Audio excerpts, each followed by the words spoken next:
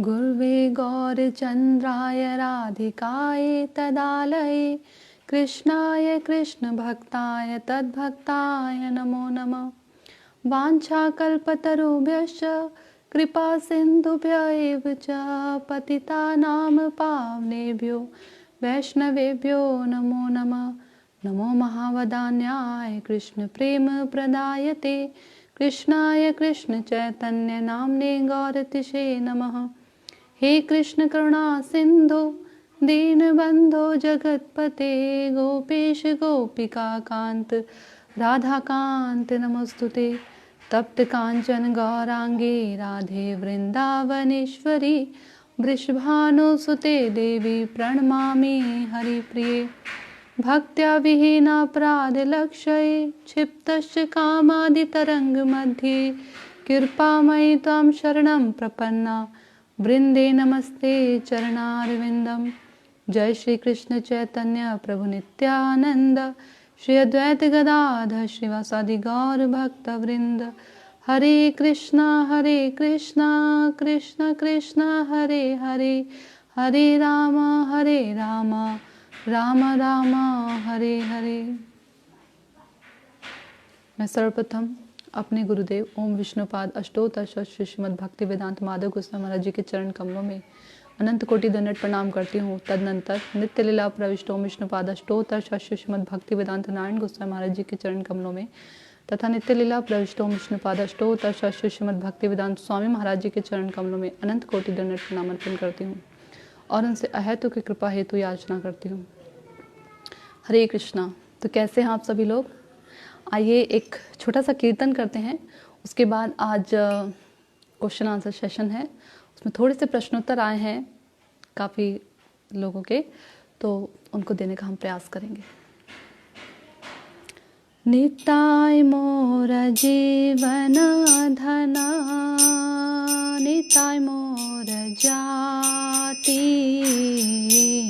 निताय विहाने मोरा आरे नाही गति।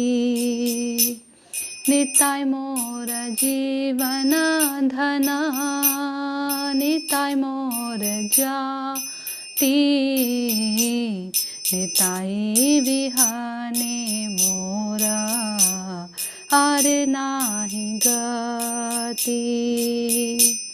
संसार सुखेरा मुखे तुले देव छाई नगरे मागिया खाबा गाइया निताई।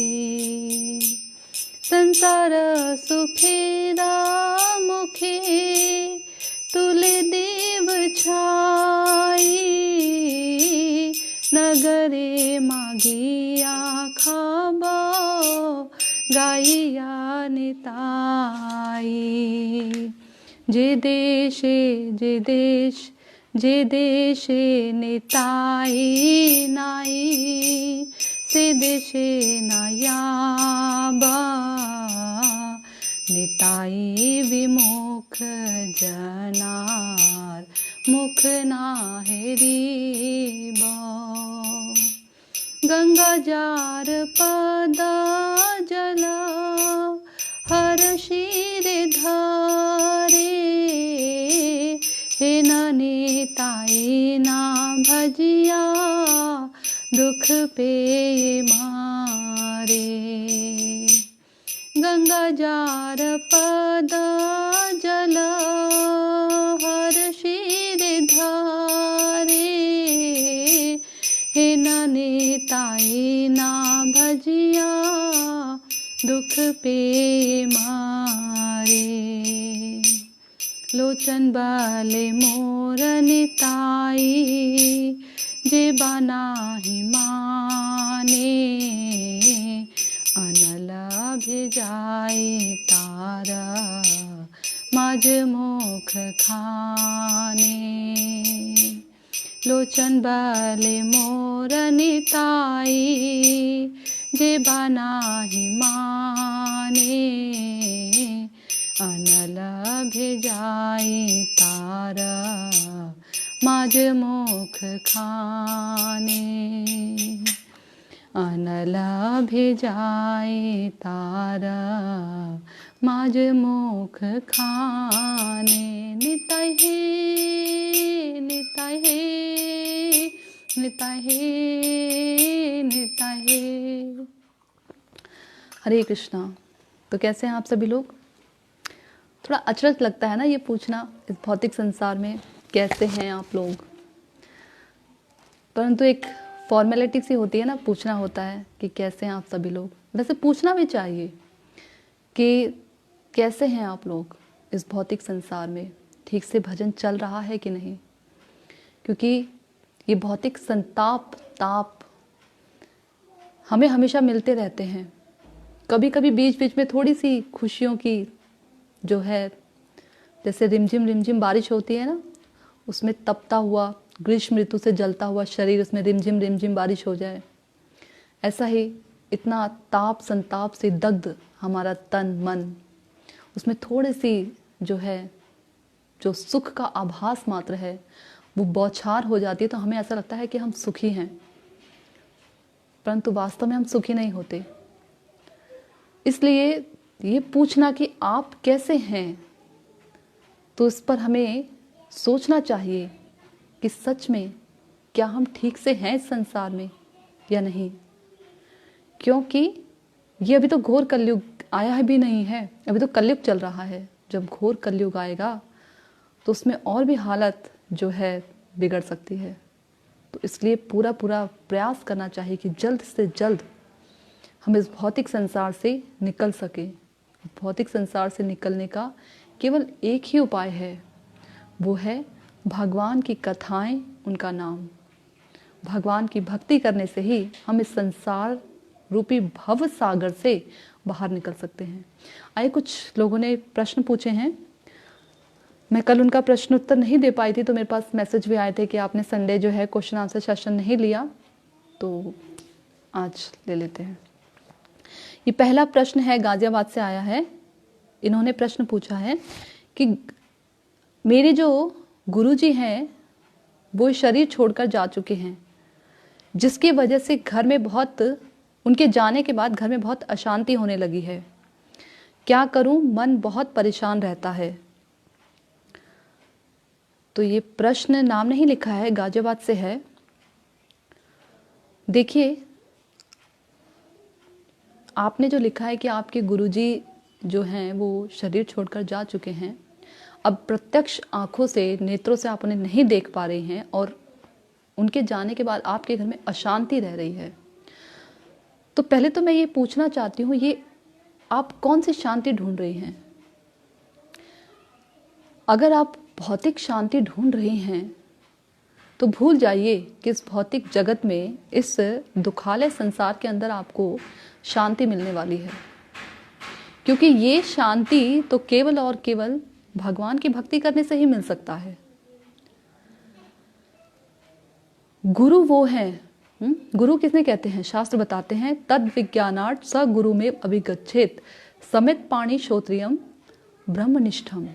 तद विज्ञानार्थ, जिन्हें भगवान से संबंधित, भगवत संबंधी विज्ञान हो चुका है, ऐसे गुरु के पास हमें जाना चाहिए जो हमें भौतिक सुख सुविधा और शांति प्रदान करें। ऐसे गुरु के पास जाकर भी जो है हम इस भवसागर से पार नहीं हो पाएंगे। और वैसे भी ये जो संसार है, इसके लिए कहा गया है कि संसार दावानल है। गाते हैं ना, संसार दावानल लीढ़लोका त्राणाय कारुण्य घना घना तुम। तो गुरु का कार्य ये है कि हमें वो संसार रूपी दावानल से बाहर निकालते हैं, वहाँ से हमें बचाते हैं। तो गुरु का ये कार्य नहीं है कि वो हमें भौतिक शांति प्रदान करे, ठीक है। और आप जो हैं वो शांति तभी प्राप्त कर सकती हैं जब आप भगवान का भजन करें। इसके अलावा आप कोई भी तरीका अपना लीजिए, शांति मिलने वाली नहीं है। यकीन मानिए, इस भौतिक संसार में अगर आप शांति ढूंढने का प्रयास कर रही हैं तो गलत है, क्योंकि शांति कभी मिल ही नहीं सकती, क्योंकि जो परम शांत हैं श्री भगवान, उन्हीं के चरणारविंद में केवल आपको शांति प्राप्त हो सकती है। ठीक है, आगे जो प्रश्न है वो दिया है कि विग्रह सेवा आवश्यक है या भगवान का नाम। तो देखिए, दोनों ही चीज़ें अत्यंत आवश्यक हैं, विग्रह सेवा भी और भगवान का नाम भी। लेकिन जिन्होंने अभी अभी आध्यात्मिक जगत में शुरुआत की है, भगवान की भक्ति करने की शुरुआत की है, उनके लिए विग्रह सेवा आवश्यक है, नाम भी आवश्यक है, क्योंकि कलयुग केवल नाम आधारा। कलयुग जो है वो नाम के ही आधार पर है। कलयुग में आप नाम से ही पार हो सकते हैं। परंतु जिन्होंने अभी अपने जीवन की आध्यात्मिक शुरुआत की है, उनके लिए विग्रह सेवा भी आवश्यक है। देखिए, विग्रह सेवा करने से ना हमें बहुत फायदे होते हैं। पहला तो ये कि विग्रह सेवा करने से हम ये जान जाते हैं कि कृष्ण जो हैं हमारे जीवन के एकमात्र केंद्र बिंदु हैं। तो जो कुछ भी हम खरीदेंगे, वो पहले हम अपने लिए खरीदते थे, विग्रह आने के बाद अब हम उनके लिए खरीदेंगे, है ना, उनके लिए भी शॉपिंग होगी।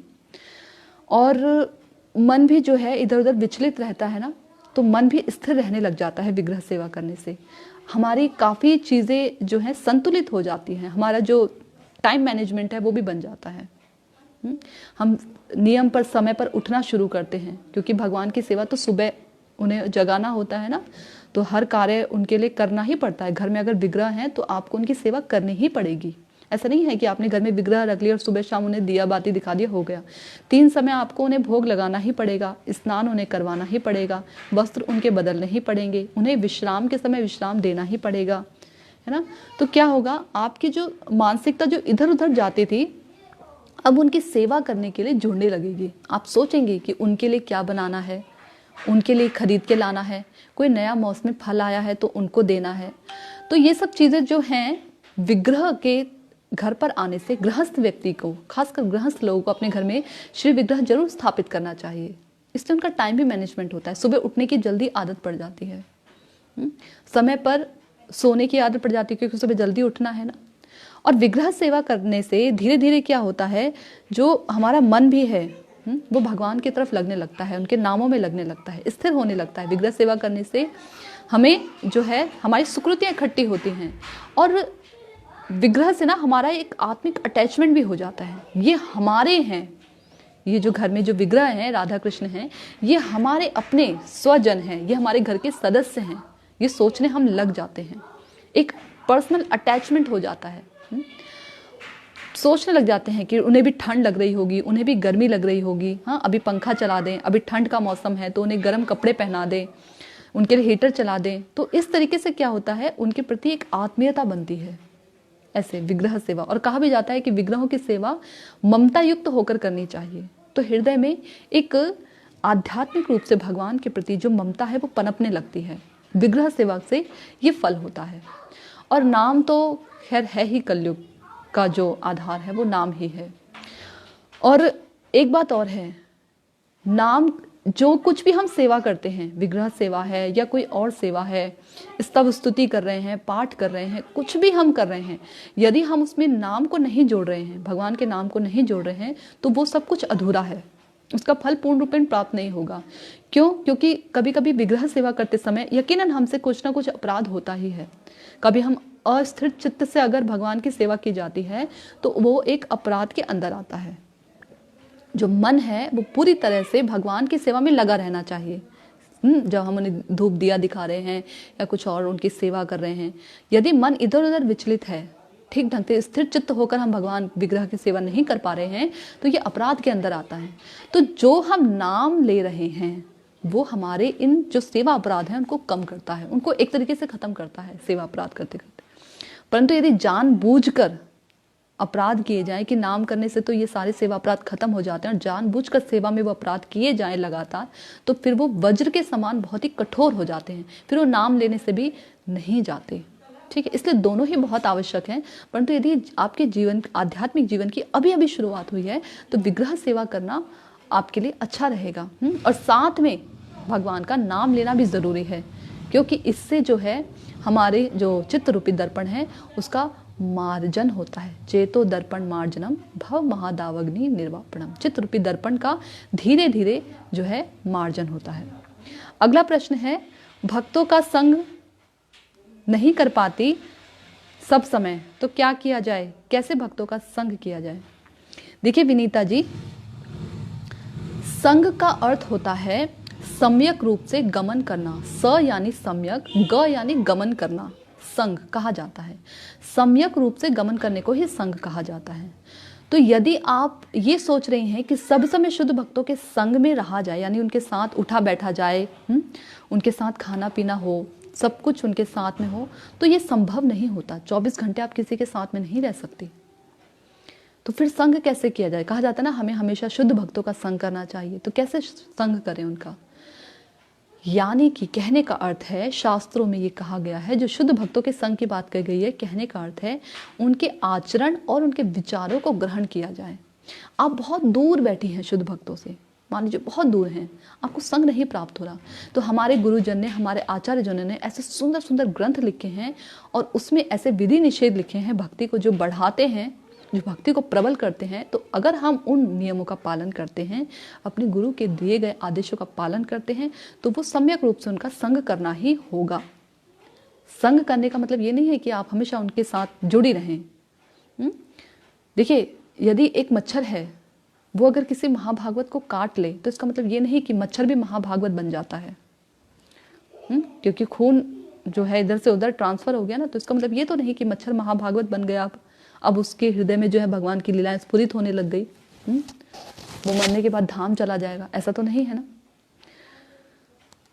महाभागवत के आचरण और उनके विचारों को ग्रहण करने को ही असली संग कहा गया है शास्त्रों में। तो आप दूर बैठी हैं, कोई बात नहीं, कोई दिक्कत नहीं है। आप ग्रंथों को पढ़िए, उन्हें समझिए, ग्रंथों से प्रार्थना कीजिए। चिन्मय होते हैं, ये केवल कागजी किताब नहीं है कि जो किताबें हैं, ग्रंथ जो हैं ये लिख दी हैं, ऐसा नहीं है। ये चिन्मय है, ये विद्या ऐसे समझ नहीं आती। जब आप उनसे प्रार्थना करेंगी तो स्वयं आपके हृदय में स्फुरित होंगे और आपको बल देंगे कि आप भक्ति कर पाएं। ठीक है, तो इसे कहा जाता है असली संग। बार बार कोशिश करने पर भी काम क्रोध सताते हैं, क्या किया जाए। आप गलत जगह प्रयास कर रहे हैं। काम क्रोध को कम करने की आवश्यकता नहीं है, भजन करने की आवश्यकता है। कृष्ण को अपने जीवन में जोड़िए, बाकी सब अपने आप कृष्ण कर देते हैं। बस आपको जोड़ना भर है, कुछ छोड़ना नहीं है, जोड़ना भर है, बाकी सब वो अपने आप कर देते हैं। जैसे कि सूर्य के आते ही अंधकार दूर हो जाता है, ठीक इसी प्रकार से जब भक्ति देवी हृदय में स्फुरित होंगी तो ये जो काम क्रोध रूपी शत्रु है ना, ये अपने आप दूर हो जाएंगे। वरना आप खुद ही सोचिए, छोटा सा तो जीवन है। अगर आप सोचें कि मैं पहले काम क्रोध लोभ मोह इन 6 शत्रुओं को दूर करूं, बाकी जो अनर्थ है उनको दूर करूं, उसके बाद भक्ति करूं, तो बहुत समय गुजर जाएगा। ये तो ज्ञानियों का काम है। हमें तो भक्ति करनी है, भक्त बनना है, सेवक बनना है भगवान का। तो आपको क्या करना है, भगवान की सेवा करनी है, उनके भक्तों की सेवा करनी है, भगवान की भक्ति करनी है। नवधा विधि को अपनाकर भगवान की भक्ति करनी है। ये सब कार्य भगवान देखेंगे, ये सब कार्य भगवान का है। उनको अगर हमें अपनी सेवा में लगाना है तो हमारे हृदय को खुद साफ करेंगे। ठीक है, आपको बस उनकी सेवा करते चले जाना है। अगला प्रश्न है कि मुझे शास्त्रों का ज्ञान नहीं, परंतु मैं पूरा प्रयास करती हूँ कि मैं भगवान की सेवा ठीक ढंग से कर पाऊँ, तो क्या भगवान उसे स्वीकार करते होंगे। देखिए, आप ऐसा क्यों सोचते हैं, इतना शंका क्यों है आपके मन में कि भगवान उसे स्वीकार करते भी हैं कि नहीं। अगर आप अपना पूरा प्रयास करते हैं भगवान की सेवा करने का, तो भगवान उसे ज़रूर स्वीकार करते हैं। भगवान तो हमारी थोड़ी सी क्रियाएं हैं ना, उनको भी स्वीकार करते हैं। भगवान बड़े बेचैन रहते हैं हमारी सेवा को स्वीकार करने के लिए, क्योंकि हम कलयुगी जीव है ना, वैसे ही सेवा नहीं करते। और उसमें भी अगर जो हम थोड़ी बहुत भी सेवा करेंगे उसे भी भगवान स्वीकार नहीं करेंगे तो हम तो कहाँ जाएंगे हम लोग। हमारा तो आसरा ही और कोई नहीं। तो इसलिए भगवान हमारी थोड़ी सी सेवा को भी स्वीकार करते हैं। आपने कहा कि आपको जो है शास्त्रों का ज्ञान नहीं है, कोई बात नहीं। रामचंद्र जी की सेवा में, जो रामचंद्र जी की लीला थी, उसमें जो बंदर थे जो भगवान की सेवा किया करते थे, क्या वो जो बंदर थे जिन्होंने राम जी के और रावण के युद्ध में भगवान राम की सहायता की, क्या उन्हें शास्त्रों का ज्ञान था? भगवान जो हैं जनार्दन भावग्राही हैं, वो भावों को ग्रहण करते हैं, ज्ञानग्राही नहीं है, शास्त्रग्राही नहीं है, भगवान भावग्राही हैं। देखिए, जब एक बार मैं आपको इससे एक कथा सुनाती हूँ, मुझे एक कथा स्मरण हो आई। एक छोटी सी गिलहरी वो देखती है कि भगवान राम की सेना में जितने भी बंदर हैं वो सभी बहुत सेवा कर रहे हैं, भगवान की पुल बनाने में बहुत सहायता कर रहे हैं, बड़े बड़े पत्थरों को उठा उठा कर ला रहे हैं और उन्हें समुद्र में फेंक रहे हैं, उसमें नाम लिख रहे हैं और समुद्र में फेंक रहे हैं। और जो हनुमान जी, वो देखते हैं कि हनुमान जी बहुत बड़ा पहाड़ लेकर आए हैं और जो है उस पुल को बनाने में सहायता कर रहे हैं। तो देखते सब कोई भगवान की सहायता में लगा हुआ है। गिलहरी सोचती है, मैं क्या करूं, मैं कैसे भगवान की सेवा करूं? तो देखिए, जहाँ जहाँ चाह वहाँ राह। तो गिलहरी सोचती है, वो क्या करती है, अपने मन में सोचती है कि जब भगवान इन पत्थरों के ऊपर चलेंगे ना, तो भगवान को ना बहुत, ये कंकड़ शायद चुभ सकते हैं, पत्थर जो है बहुत चुभेंगे भगवान को। तो गिलहरी क्या करती है कि अपने शरीर को ना गीला करके लाती है, समुद्र के जल से गीला करती है, और गीला करने के बाद उसे समुद्र के तट पर जो रेत पड़ी होती है उसमें पूरा लोटपोट हो जाती है गिलहरी, और उसके बाद अपनी जो शरीर की जो रेत है उसको उन पत्थरों में झाड़ने चली जाती है। बहुत देर से ना वो ऐसे ही कर रही होती है। अब देखिए, गिलहरी छोटी सी है, परंतु वो अपना पूरा प्रयास, उसने जितना उसने उसमें इतना सामर्थ्य था, उसने अपना सारा का सारा सामर्थ्य भगवान की सेवा में लगा दिया। उसके प्रयास से कोई बड़ा फल नहीं निकल रहा, कुछ होगा नहीं उससे, कहाँ उसकी रेत गिर जाएगी, क्या पता लग रहा है कंकड़ पत्थरों के बीच में। परंतु भगवान ने उस छोटी सी गिलहरी की सेवा को स्वीकार किया। भगवान जब उसके ऐसे प्रयास को देखते हैं तो भगवान जो है ऐसे उसके ऊपर हाथ फेरते हैं, गिलहरी के ऊपर। अभी भी देखिएगा, गिलहरी की जो शरीर है उसमें ऐसे भगवान की उंगलियों के ना ऐसे रेखाएं पड़ी हैं, सफ़ेद रंग की धाराएं हैं, वो भगवान की, रामचंद्र जी की हाथों की उंगलियों के निशान हैं। तो इस प्रकार से रेखाएं पड़ी हैं। तो भगवान ने उसकी सेवा को स्वीकार किया ना। तो आप ऐसा क्यों सोचते हैं कि भगवान आपकी सेवा को स्वीकार नहीं करेंगे? यदि आप पूरे भाव के साथ भगवान की सेवा कर रही हैं तो भगवान आपकी सेवा को स्वीकार करेंगे, और आपको भगवान की कृपा होने का मतलब है भगवान के शुद्ध भक्तों का संग प्राप्त होना। फिर शुद्ध भक्तों के संग से आपको भगवान के धाम की प्राप्ति होगी। ठीक है, तो आप चिंता मत कीजिए कि आपको जो है, आपकी सेवा जो है भगवान स्वीकार कर रहे हैं या नहीं। बाकी प्रश्न इतने ही हैं। अगले हफ्ते मैं पूरा प्रयास करूंगी आपके और प्रश्न जो आए हैं उनका उत्तर देने का। ठीक है, बाकी अगर किसी का कोई प्रश्न हो आध्यात्मिक रूप में तो अपने प्रश्नों को लिखकर भेज सकते हैं मैसेंजर में, या जिस तरीके से भी आप भेजना चाहें।